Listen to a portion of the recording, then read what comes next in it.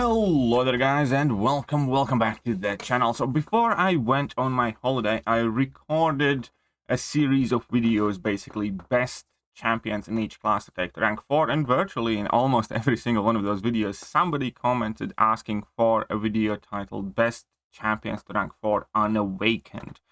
And that is exactly what we're going to be doing here today. Now I'm going to be squeezing in all 6 classes in one video, because obviously there is a smaller amount of champions I can kind of wholeheartedly recommend taking to rank 4 Unawakened. And because of it, we're going to be trying to go through this relatively quickly. I'm going to be basically nominating or pointing out 3-4 champions of each class, which I can fully kind of endorse ranking for. That does not mean that you shouldn't rank up any other champions Unawakened. It is just my opinion. There's a lot of nuance to these choices. As with previous videos, it always also quite significantly depends on which game modes you're focused, so on and so forth. So just because some champions might not be mentioned in this video doesn't mean that you absolutely shouldn't rank them up. It just means that these are the champions that we're going to be pointing out in this video that I can see the easiest being taken to rank 4 Unawakened in most cases, where it matters the least, basically. So what we're looking for is champions that are really good, top quality champions, but who do not rely or benefit too much from their Awakened ability in many ways. So let's start with the science class. Number 1 is Human Torch, obviously. His Awakened ability is, in my personal opinion, one of the most useless ones in the game. I have had Awakened 6-star Torch for several years now, and I think I have benefited from his Awakened ability once or twice. I did the entire Abyss with a 6-star rank 2 Unawakened Human Torch, so on and so forth. So absolutely does not matter, Awakened or not, rank him up.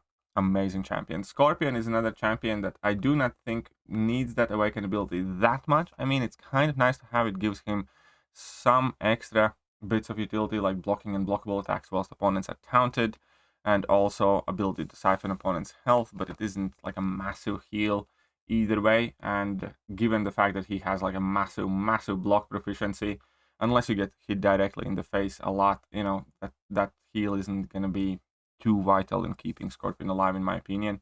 Moving on, Mr. Negative. Mr. Negative is a champion that does benefit more from his Awakened ability, and again, you would be losing some matchups where you could do better with Mr. Negative than if he's Unawakened. But at the same time, I do think Mr. Negative is a champion very much so worth considering taking to rank 4 Unawakened, because the Awakened ability is fairly niche and it doesn't come into play that much in an average fight.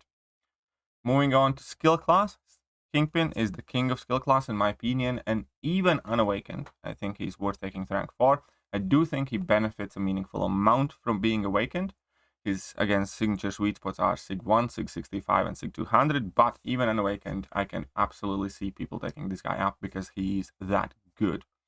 Moving on, Hitmonkey. Hitmonkey's Awakened ability is absolutely unnecessary. Well, it's not absolutely pointless, but it's definitely not needed for him to do what he does, especially if you are somebody who's focused on battlegrounds, where Hitmonkey is a very top champion.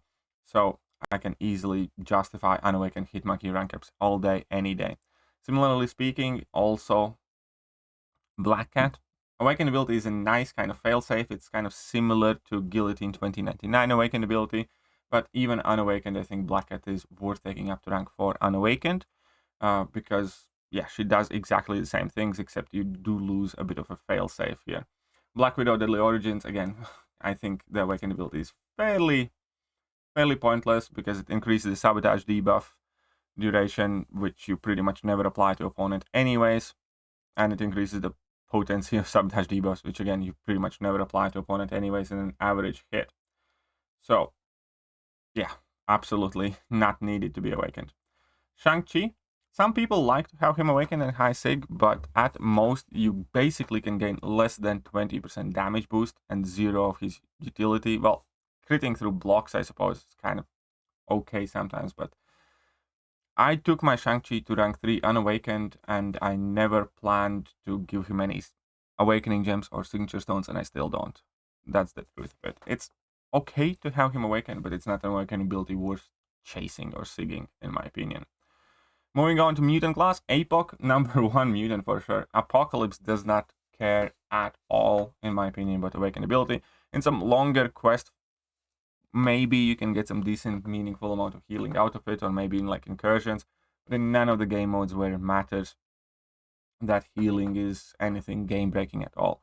It has zero effect on the actual fight itself, and it only can maybe save your health potion now and then, but again, it just doesn't matter. Realistically, it really doesn't matter. Then we have Kitty Pryde. Now, Kitty Pryde's Awakened ability matters much more than Apox, and make no mistake, I think if both champions are Unawakened, you should definitely rank up Apoc.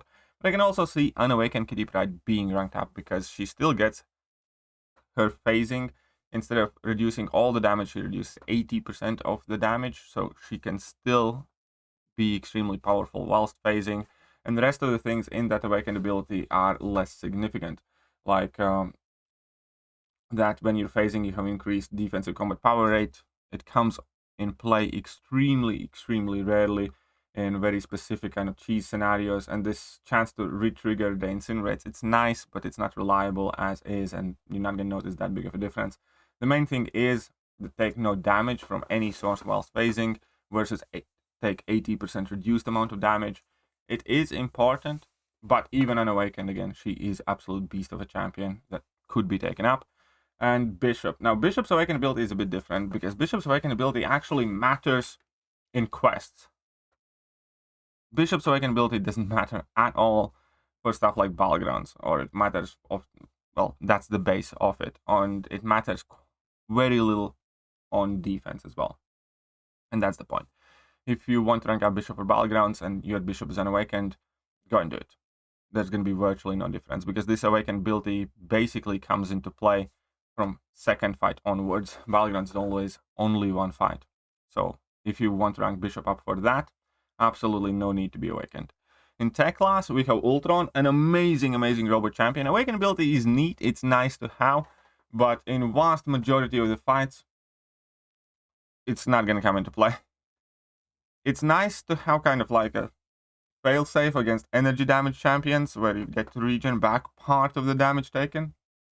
But again, offensively, it offers very little, and reduced duration of shock effects.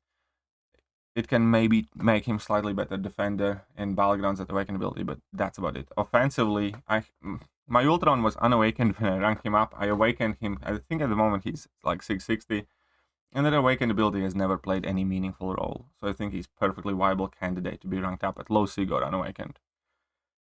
Now, Penny Parker. Penny Parker is also perfectly viable champion to be ranked up Unawakened. Now, there is one big caveat. Unawakened Penny Parker is not the great Nick Fury counter that we often kind of have started to use her as, but defensively she loses very little being Unawakened, and offensively, again, in most matchups there isn't that big of a difference. So if you like Penny Parker, yours is Unawakened, you should still rank her even Unawakened, in my opinion.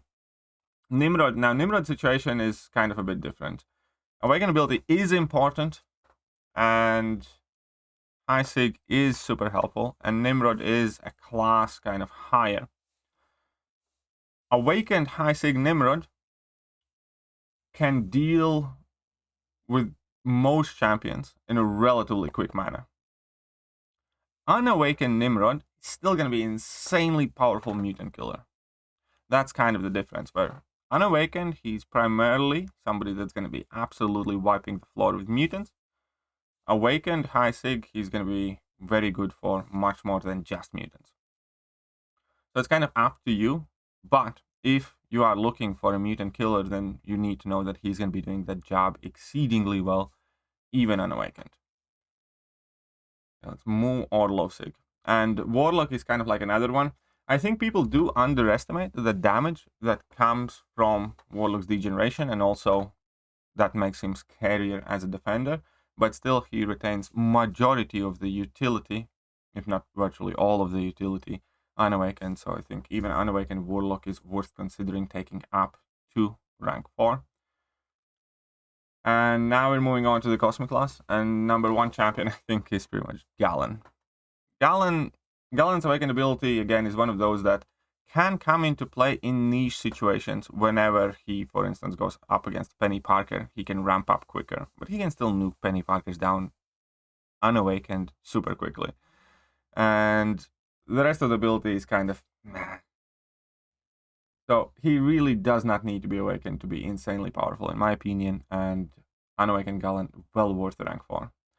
CGR is another one, where Awakened ability is good to have. Make no mistake, it is much better to have CGR awakened than not. Because upgrade from Power Lock to basically Damnation, which also includes Fate Seal, Heal Block, and the rest of the stuff, is quite meaningful, which lets him as a Cosmic Champion have some sort of buff control, so on and so forth.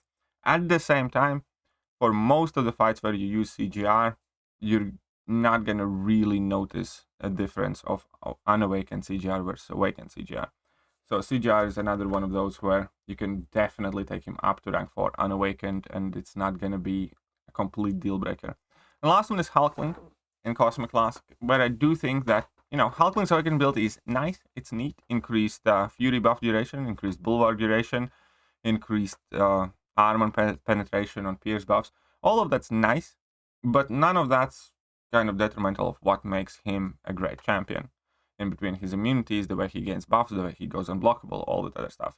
Yeah, obviously with larger Fury duration, you're gonna have more time to inflict, higher amount of damage at that period, so you do have some damage increase there, but Hulkling is perfectly viable rank 4 candidate, in my opinion, even Unawakened or Lovesig. Moving on to Mystic, Doom is just Doom. I think Doom is good enough to be rank 4, even Unawakened. His Awakened ability is nice, it enables you to cheese, it makes him harder defender, all that other stuff, and still, I think he's more than powerful enough to be ranked up Unawakened. Moving on there, Diablo. Again, Diablo's Awakened ability is quite nice, but for instance, I personally used my rank 3 Unawakened Diablo for ages. I only awakened mine recently, and it's nice to have slightly more damage and all that, but it's still easily good enough Unawakened. If you like Diablo, if yours is Unawakened, you can easily rank for him.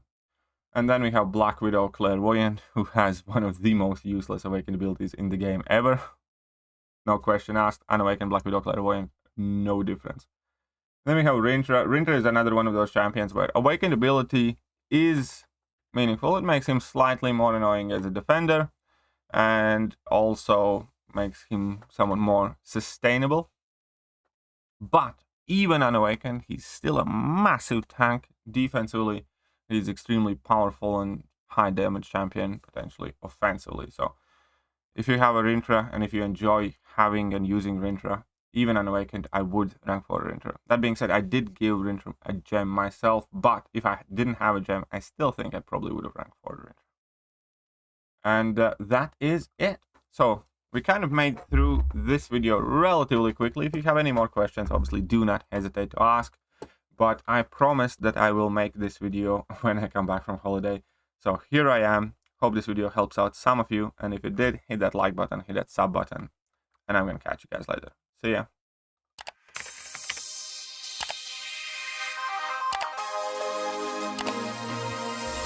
Hello there guys, and welcome back to the channel. So we have all the information about the